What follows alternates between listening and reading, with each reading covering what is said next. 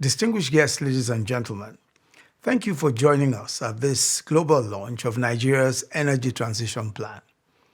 I'm grateful to all our partners and sister governments for their support on the plan and for their robust participation in the launch today. Climate change is perhaps the greatest existential threat of our lifetime. The most reliable evidence today shows that every inhabited region across the globe is already affected and that no place on Earth will be immune to its effects. In Africa, the effects are expected to be particularly damaging. For instance, climate change threatens crop productivity in regions that are already food insecure. And since agriculture provides the largest number of jobs, reduced crop productivity will simply worsen unemployment. Yet from all indicators, as a global community, we are way behind schedule on the pathway to limiting warming to 1.5 degrees Celsius above pre-industrial levels to avoid the worst impacts of climate change. It is certainly time for decisive action, and we just cannot afford to delay. African nations are rising to the challenge.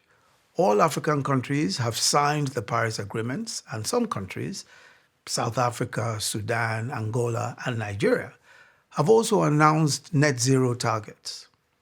But for Africa, the problem of energy poverty is as important as our climate ambitions.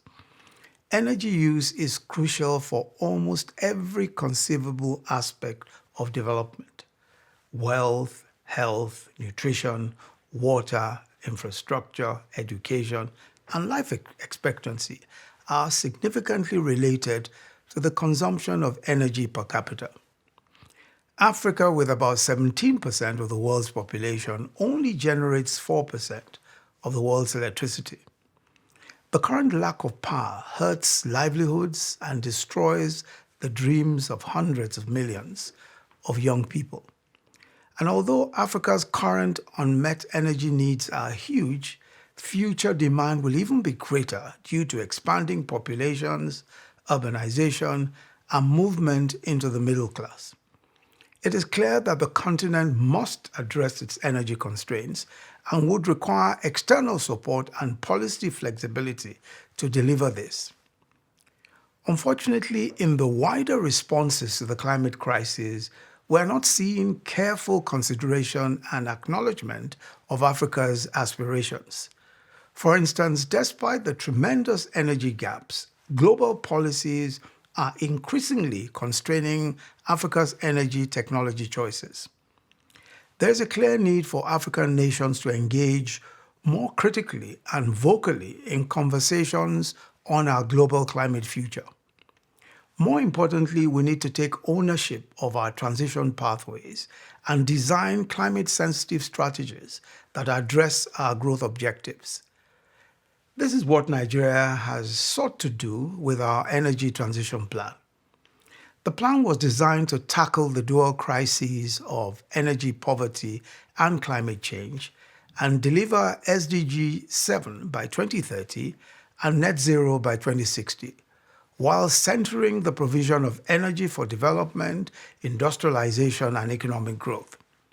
We anchored the plan on key objectives, including lifting 100 million people out of poverty in a decade, driving economic growth, bringing modern energy services to the full population, and managing the expected long-term job loss in the oil sector due to global decarbonization. Given these objectives, the plan recognizes the role of natural gas in the short term to facilitate the establishment of baseload energy capacity and address the nation's clean cooking deficit in the form of LPG. The plan envisions vibrant industries powered by low-carbon technologies, streets lined with electric vehicles, and livelihoods enabled by sufficient and clean energy. The plan has the potential to create about 340,000 jobs by 2030 and 840,000 jobs by 2060. And it presents a unique opportunity to deliver a true low-carbon and rapid development model in Africa's largest economy. However, the plan also highlights the significant scale of resources required to attain both development and climate ambitions. Nigeria would need to spend 410 billion US dollars above business as usual spending to deliver a transition plan by 2060, which translates to about 10 billion US dollars per year. The average 3 billion US dollars per year investments in renewable energy recorded for the whole of Africa between the years 2000 and 2020 will certainly not suffice. Towards implementation of the plan, we have an interministerial energy transition implementation working group, which I have the privilege of chairing. We're currently engaging with partners to secure an initial 10 billion US dollars support package ahead of COP27, along the lines of the South African Just Energy Transition Partnership, which was announced at COP26 in Glasgow. In addition, we are currently implementing power sector initiatives and reforms that are focused on expanding our grid, increasing generation capacity, and employing renewable energy to rural and underserved populations. Significantly, today, we're also launching an innovative results-based finance program that focuses specifically on scaling up electricity access for productive users. The Universal Energy Facility will provide grant payments to enable solar companies expand their operations to small and medium-sized enterprises across Nigeria, while crowding in additional private capital.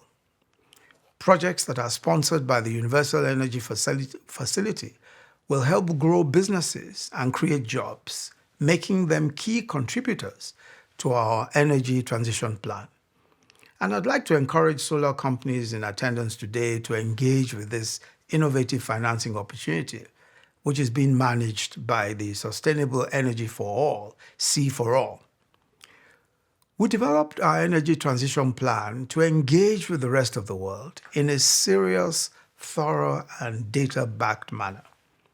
We're hopeful that investors and the global community, particularly in the lead up to COP27, will recognize the immense opportunities and potential for impact on the African continent.